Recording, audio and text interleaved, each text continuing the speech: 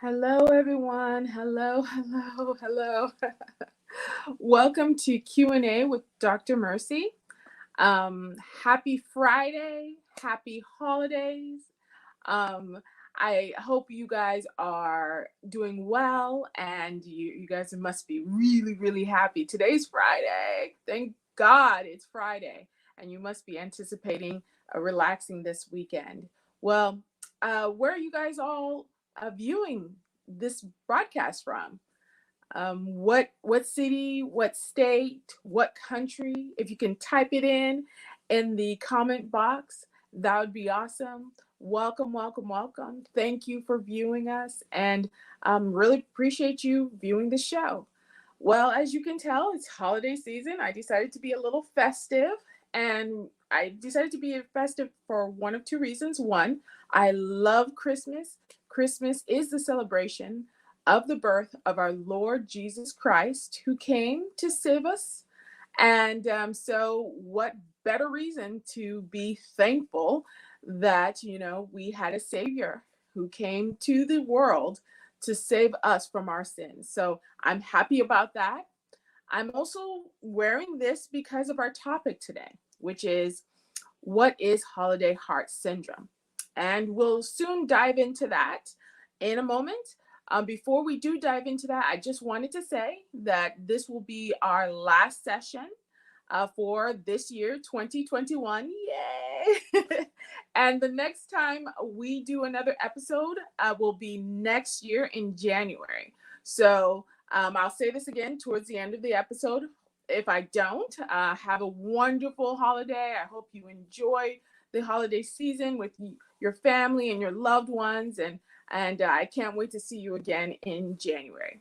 Okay, so let's dive into the topic. What is holiday heart syndrome? Well, holiday heart syndrome is a clinical manifestation that we as clinicians, as physicians and healthcare workers have recognized that occurs during the holiday season.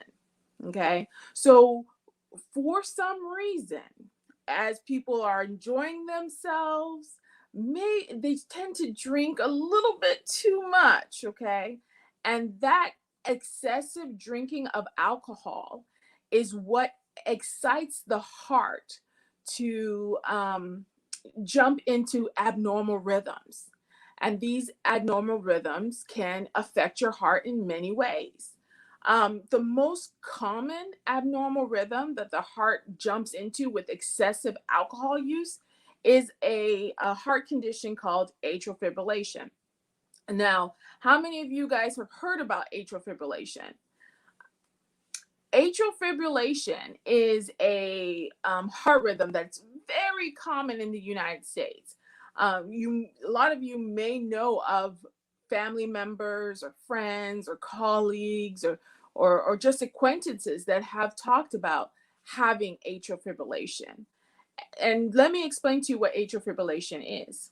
So normally when your heart beats, it beats in rhythm, right? So it'd be like ba boom, ba boom, ba boom, ba boom, ba boom, ba boom. This heartbeat is what is typically what we hear when we put our stethoscopes in our ears and put the bell of our stethoscopes to your chest. What that sound is the heart bringing in blood into itself and the heart pushing out blood out into the different areas of the body. So it brings in blood that has low oxygen, okay? And then the lungs help it out by infusing oxygen in that blood that it brought in. And then it pumps out the blood that has a lot of oxygen to the rest of your cells in your body. So your cells can have oxygen and can function, okay? When it beats in rhythm, okay, it's able to fulfill its function. The problem is with atrial fibrillation is there's this extra beat. And so instead of it to go boom, boom, boom, boom, boom, you're hearing things like this in the stethoscope. Boom, boom, boom, boom, boom, boom, boom, boom, boom, boom, boom, boom, boom, boom, boom, boom, boom, boom. And it gets to a point that you cannot predict the next beat. That's when you start, the likelihood of you having atrial fibrillation just by hearing it on the stethoscope is very high. Now, the problem with having atrial fibrillation is that when the heart is just beating randomly, that kind of reduces the force that it has to pump blood in and pump blood out. Okay. Because when it's randomly reduced, when it's randomly contracting like that, it's not giving itself enough time to muster up energy to pump in blood and to pump out blood. You get what I'm saying? So with those random movements, the blood is just kind of coming in, a little bit coming in, a little bit coming out, a little bit coming in, a little. So it's not properly doing its job. And as a result of that, you have problems. The body, with a long-standing rhythm like that, the heart has to make some changes of itself in order to get enough blood in and get enough blood out. After time, with a heart that's just chaotically beating randomly, the body works to try to overcompensate that by getting bigger. Now you may be like, well, why is it getting bigger?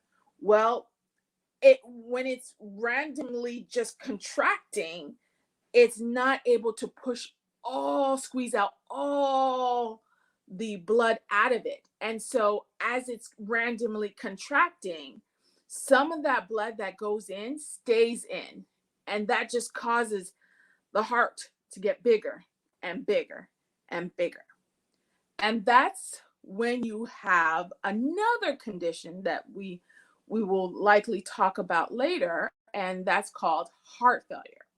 Now, I know some of you may know family members who have heart failure. And with heart failure, there's more that comes into play with that. And so we'll talk about that a little bit more later on. But essentially, going back to atrial fibrillation with this very chaotic heartbeat, right? You not only have a condition where the heart can expand because it's not able to force all the blood out, but you also have, when you have these chaotic beats, instead of going boom, boom, expand, boom, boom, expand, it's going like this. Okay. What happens is that blood that's in the heart, it starts to congeal. It starts to develop clots. Because remember, I said, not when you don't have the heart squeezing out the blood and out of its system, and it's just kind of going chaotic like that, some of that blood in the heart just stays there. And since it's not moving, it starts to develop clots. These clots then eventually do get out of the heart. And when they get out of the heart, they can go to any organ system in your body. So if these clots that develop in the heart because of this chaotic movement gets out of the heart and goes down below, it can cause a clot in your kidneys. It can cause a clot in your legs. And if this clot, gets out of the body and goes up, it can cause a clot in your lungs, and it can cause a clot in your brain, causing what we call a stroke. So I say all of this to tell you that having irregular heart beats is not necessarily a good thing. There are some irregular heartbeats that are benign, but for this intensive purpose, for what we're talking about, especially when it comes to holiday heart syndrome, the most common rhythm, that occurs when people drink too much is atrial fibrillation. And it's that chaotic heart rhythm that I was telling you about. Okay. So we want to try to avoid that, especially during this holiday season. So, ways to avoid holiday heart syndrome. And okay, well, first of all, before I talk about ways to avoid it, let me talk about what you feel when you have atrial fibrillation. So, let's say someone drank too much and they now develop that irregular heartbeat that I was talking about, right? Okay. So that irregular heartbeat, not only is it irregular like that, but when you first get it, it goes fast. So you'll be like boom, boom, boom, boom, boom, boom, boom, boom, boom. And so typically when you have a heart, normal heart rate, okay, the heart rate is actually the measurement of how fast your heart beats. So when you're going boom, boom, boom, boom, boom, boom, boom, boom. Typically, the normal heart rate is about 70, 80, less than 100 beats per minute. Boom, boom. So you do this about, the heart beats about 70 to less than 100 beats per minute. Some people, especially younger um, people, they tend to have even lower beats. And people have said that it's because they're so young and they don't require needing the heart to beat so fast to get enough oxygen to the rest of the body. So you can have some people in there's with only 60 beats per minute. And for young people, that's fine. Also, people who are on blood pressure medication, sometimes they have a lower heart rate because of the blood pressure medication.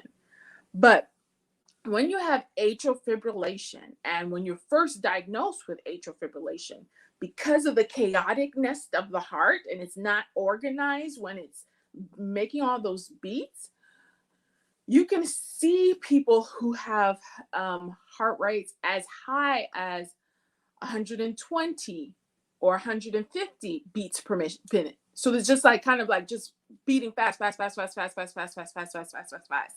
And so when you're looking at the vital sign monitor machine, they're going at 150, 160, 120 beats per minute.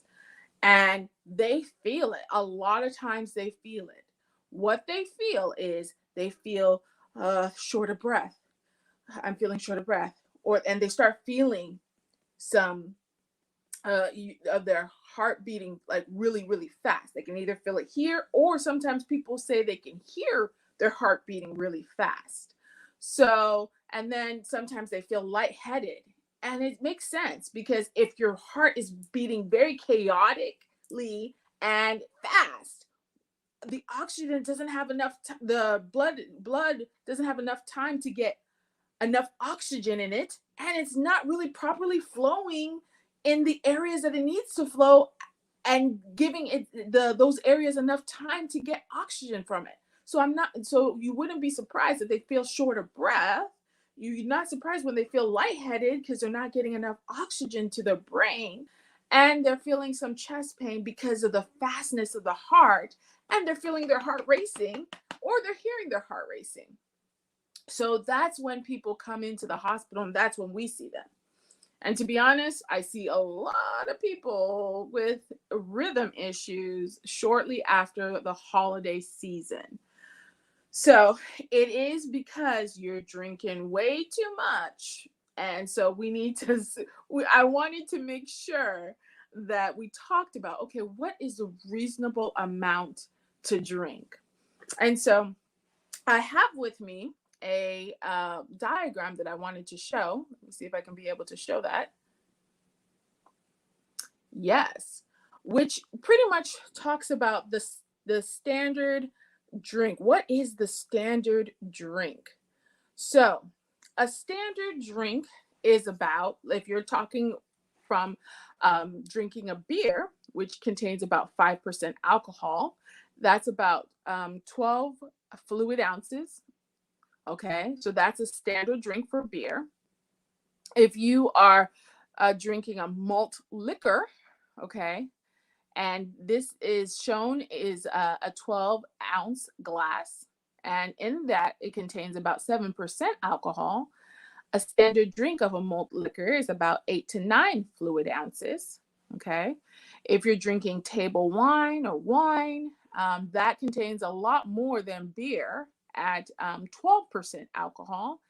And a standard drink would be about 5 fluid ounces of table wine. And then lastly, the most that the alcohol content has in this diagram is distilled spirits. They have the most alcohol content at 40% of alcohol. And if you were to drink that, a standard drink size would be about 1.5 fluid ounce shots. So the distilled spirits are the whiskeys, the vodka, the tequilas, the rum, the gin. Yes, all of those. Those fall into distilled spirits. So a standard drink would be about 1.5 fluid ounces. Okay. So that is what constitutes a standard drink. Now, uh, depending on your gender, right? The typical limit of alcohol intake should be the following. For men, you should drink about 2 drinks a day. So about 2 drinks for men, okay? So 2 standard drinks that are noted here a day for men. And then for women, you should drink about, fortunately, one a standard drink a day. That is what constitute the daily intake of alcohol. So what we see is that people during the holidays, they're so happy, there's just, they're joyful and merry, and they're just free flowing. So they drink and eat whatever they want. But we have to be mindful that doing so can cause adverse effects. Doing so can cause you to have symptoms and conditions that you don't want to have. So the take home point is, let us be very moderate in our drinking during this holiday season. Yes, we're happy. Yes, we're with loved ones. We're with family members, friends, but we have to remember we're still a human at the end of the day, and there's only so much we can consume. Okay. So I just wanted to show you guys, because a lot of people are like, oh, what is a standard drink? And this is what a standard drink is. And I got this from the National Institute on Alcohol Abuse and Alcoholism. And also the CDC also collaborates this as well. So let's just be very mindful when it comes to drinking this holiday season. Okay.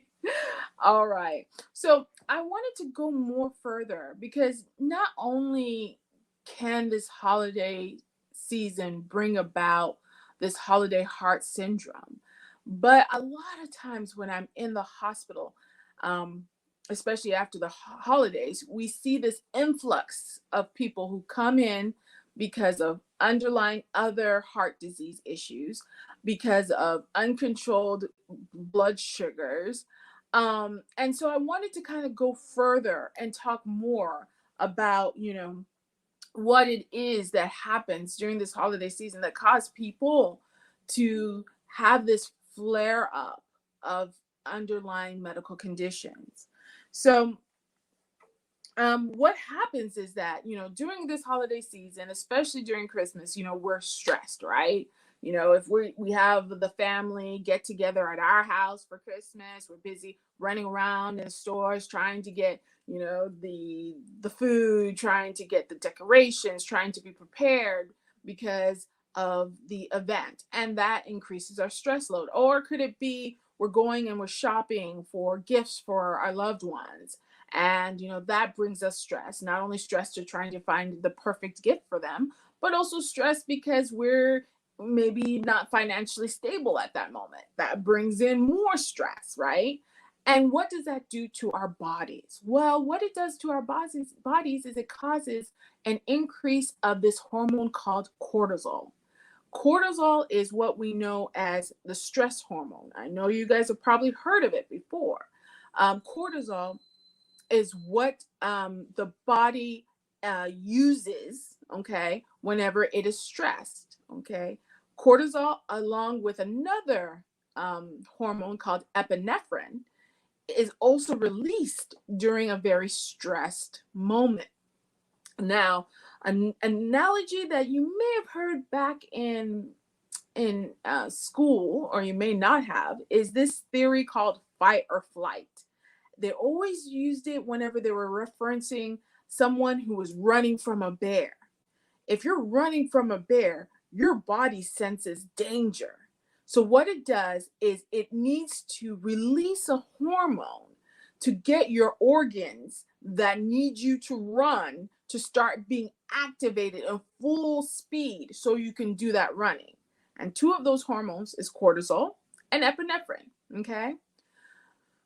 When you have to run from a bear, that's good that you have those release of cortisol and epinephrine so you can run from that animal and get away from danger, right?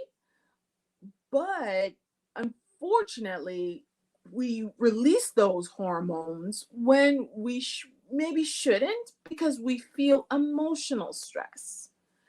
Yes, we're stressed but it's more emotional, and we're not trying to run away. And so when we release those hormones during our emotional stress, what happens? It affects our heart. Our heart starts feeling, okay, we need to run. There's a bear around, but there's no bear. We're just emotionally stressed from whatever event that's happening. And then the cortisol level, when cortisol is high, what it does is it releases sugar because it wants to give your muscles and all the organs nutrients so that you can run from that bear. But when you have emotional stress, that increase in cortisol, that increases your sugar. Where are you running? You're not running anywhere. So all it does is it causes you to have uncontrolled sugars. It causes your heart to be extra burdened. And over time, that's not really good for your body. Okay. So if you have diabetes, if you see a release of extra cortisol in your hormones, in your body, what that would do, that would make your diabetes fall out of whack, right? Same thing. If you have underlying heart condition and you're extremely stressed, all that's going to do is make your heart condition, your heart disease even worse. So that's why we have to be mindful, especially those who have underlying heart conditions, underlying conditions during this holiday season. Let's be mindful to reduce the stress. Okay. Another thing that happens, we talked about alcohol intake. Let's talk about consuming. Let's talk about eating too much that we should not be eating. Okay. Now I know holiday season, Thanksgiving, Christmas, we cook and we just throw it down. We just cook all this good food that we probably haven't eaten since the last time we came together. And so it's just a time to be merry. But you also have to keep in mind, you still have that same body. You still have that same body that you had the week before and the week before and the week before. And so that body has not changed. So even though it's a great time to celebrate, it's a great time to eat, it's a great time to be merry, you have to be mindful of, well, my body, I don't want to stress it too much. Okay. So that's why during this holiday season, let's eat in moderation. I'm not saying you can't eat. I'm just saying eat it in moderation, right? So that if you're a diabetic, you know what you can and cannot eat. You know what limits you can and cannot do. Just be mindful during this holiday season to stay within a parameter that's safe for you. Same thing with underlying heart condition. Be mindful. If you have underlying heart failure, okay, and that requires that you have to limit your water intake. Let's not, just because it's Christmas, drink a full 2 gallons of water when you know your limit is to be less than 2 liters. Okay. Same thing. If you're a diabetic and you have an 1,800 calorie diet limit, Let's not eat a whole pie or a whole cake because we want to do Christmas. Okay, let's let's eat if we have to eat cake, let's eat it in moderation and keeping in mind, oh, I do have a calorie limit that I need to stay within. Okay, and that brings to other things, a lot of times, during the stressful season, as we're traveling, going and seeing family members, we may or may not forget to take our medications. We're so happy, we're so caught up in the moment that we, forget that, we're still that same human that we were a couple weeks ago. So if that same human a couple weeks ago required blood pressure medications, you still have to take your blood pressure medications. It may seem like I'm talking, it's obvious, but you'll be surprised when I go into the hospital and someone's coming in with uncontrolled blood sugar or uncontrolled high blood pressure, and they're like, "Yeah, I went to Montana to for the holidays, and I thought I left my medication. I thought I brought my medications with me." But yeah, no, I guess I didn't. We have to be really mindful. Okay. If you needed them before, please, even now, so take them now. Even now, so okay. Because what we don't want you to do is we don't want you to have to come into the hospital after you've eaten, and stay for a couple of days. Because even these attacks, even these uncontrolled blood pressures or uncontrolled blood sugars, you think, just go to the hospital, get it fixed. No, those are just insulting your body. And the more episodes of that you have, the more your body can't handle it anymore. And there's going to be a point of no return where no matter how controlled you are, you're at the end stage, which is the severe form of that condition where you can't change it anymore. So I'm not saying you can't have fun. I'm not saying you can't enjoy yourself. It's just do it under moderation. Whether you have a condition or you don't have a condition, do it under moderation. Okay. So all of us should eat, drink under moderation. Okay. So yes, I have a couple tips, for this holiday season. Okay. And I just wanted to share them with you, just, and a lot of them I've already, kind of talked about. So, let's get started. So, tip number one was eat and drink in moderation. Now, we've heard that you eat and you drink in moderation. I've said it earlier. I just want to be mindful that, I'm not saying you can't celebrate. I'm just saying just do it in moderation. Tip number two, like I talked about, don't skip your medications. If you needed your medications before the holidays, you're going to need them during your holidays. So just don't skip it. Try to develop a good habit of not skipping your medication for any reason, unless you're having adverse effects with your medications, and in that case, please make sure you talk to your doctor. So before the holidays, if you are running out of your medications, it may be a good time to refill them, because I also do know that a lot of times during the holiday season, that's when everybody wants to quickly get their medication before they travel somewhere. So if you can, make sure you refill your medications sooner than later. Again, this also is just maybe in line with tip number one with eating and drinking in moderation. If you eat and drink in moderation, you will be able to maintain your weight. Again, like I was kind of referring to, the more we do yo-yo dieting, where we're up and down, up and down, up and down, up and down over time, that does adversely affect your body. So this tip is really just a tip for your life. Maintain your weight as best as you can. Another tip four, is reduce the salt, especially for us African people of African descent, or African Americans, or those with African lineage. we tend to have high blood pressure that is affected or that is caused by our salt intake. Okay. So, especially for us, it is important that before we have high blood pressure and those, even during the time that those people who are diagnosed with high blood pressure, there should be awareness of how much salt we intake on a daily basis. Okay.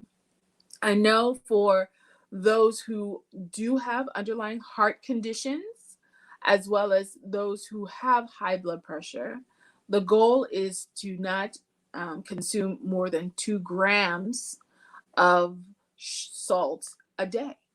Now, how do you figure out how many grams? Is by looking at the nutritional chart at the back of each product, or by going online and googling what food you're eating, whether it's from a restaurant or it's a product. A lot of times you have these food journal or food assessment websites that can give you the nutritional value or the nutritional chart to certain products, whether they're cooked products or even like things like fruits and vegetables. And hopefully I can be able to do a video about just what to look out for when you're looking at a nutritional chart or nutritional information for products that you see either in the store or you look up in restaurants. But all in all, what I want to say is let's reduce the salt. So if we can reduce it, that'd be better. I know salt tastes so good in certain products, but we don't want the effects of increased salt intake. And then the last tip that I have is listen to your body. Get medical help ASAP if needed. Now, I know a lot of us tend to, sometimes dismiss when we start sensing an underlying condition or symptoms. And I can say that because, this is what I see in the hospital a lot. Someone's like, yeah, I've been feeling this achy kind of a situation here in my chest, and it's been going on and off for, about 2 weeks. And in my head, I'm thinking like, I wish, so for some, they catch it right on time.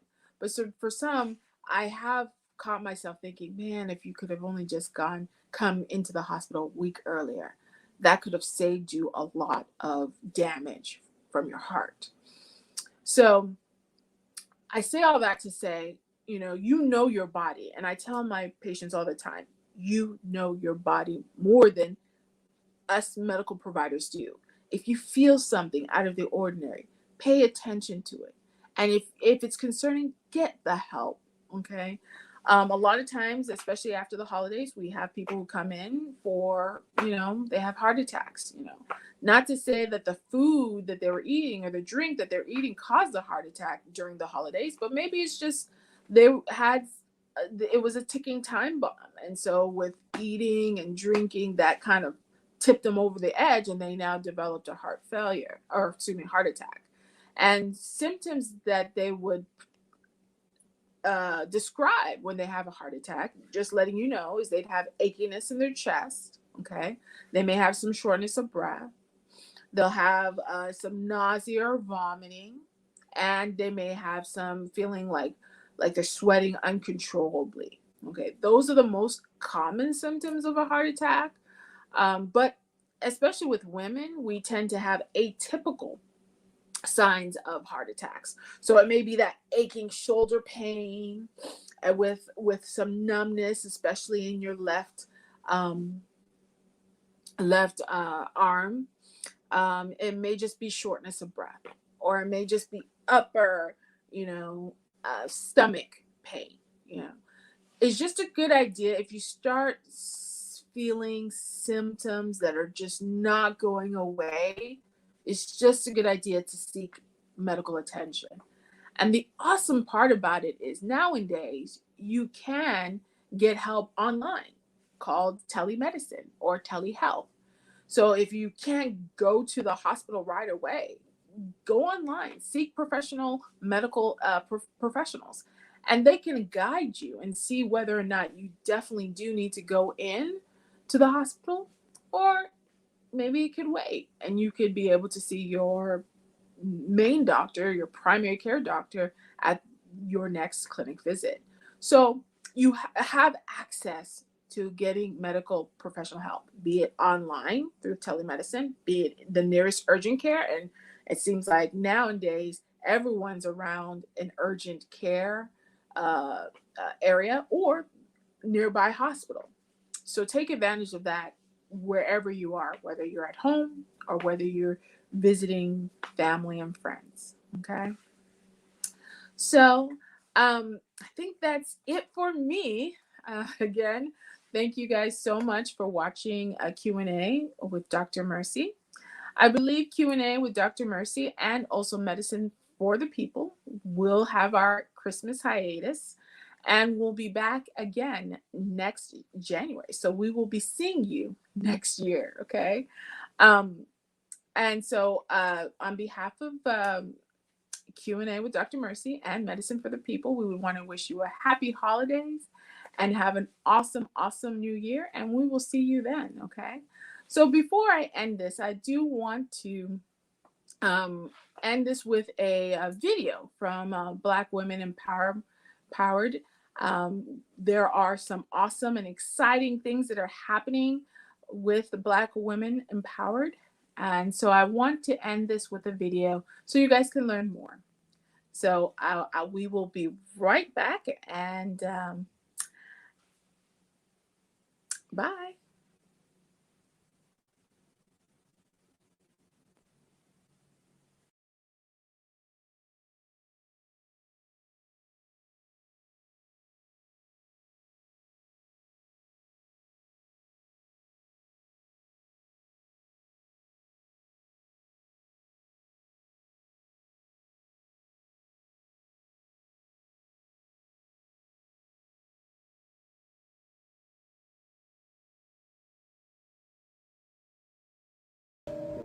Hello, I am Pastor Dewana Whitaker, better known as Pastor D, and I just want to talk about what BWE means to me.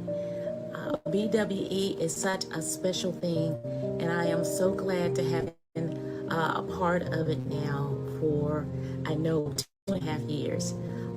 It encourages, it motivates, it inspires. When you're feeling down, you can turn on BWE and feel uplifted. When you're sad and don't know, where the joy is coming from, you can count on BWE to have anything that you need for any type of situation. I don't care whether it's a physical thing or a mental thing. The mental health is there for you. The physicality